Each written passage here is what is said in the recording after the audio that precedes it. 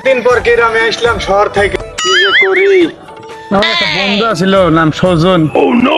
ওরে পাইলেও তো আমি একটু বাগানটা যা ঘুরে আসতাম, বাগানে কাঁঠাল গুলা কিরকম আছে না আছে যা দেখে আসি। ওই যা পাইছি বন্ধু রে, ও বন্ধু সুজন। হ্যাঁ, কেমন আছিস বন্ধু? আলহামদুলিল্লাহ ভালো আছি দোস্ত, তুই কেমন আছিস? বহুদিন পর আইলাম। তোরে আমি কতদিন ধরে দেখি না দোস্ত, তুই কই থাকিস? ঢাকা। হ্যাঁ, ঢাকা থেকে তো আসলাম অনেকদিন, তো দেখা সাক্ষিৎ নাই। চল, অনেকদিন তো একসাথে ঘুরি নাই। কই যাবি? ওই ওখানে কাঁঠাল বাগানে যা দেখি, আমাকে কাঁঠাল গুলা কিরকম আছে। তো বাগানে চলে আইছি আমরা।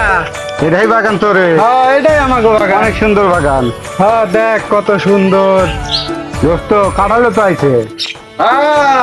দোস্ত ওই যে তোর কাঁঠাল পাতিছে বুঝছো? দেখ কাঁঠাল পাতিছে, কাঁঠাল গাছ। আমারে তো দেখে ফেলাইছে, আমারে যদি আজকে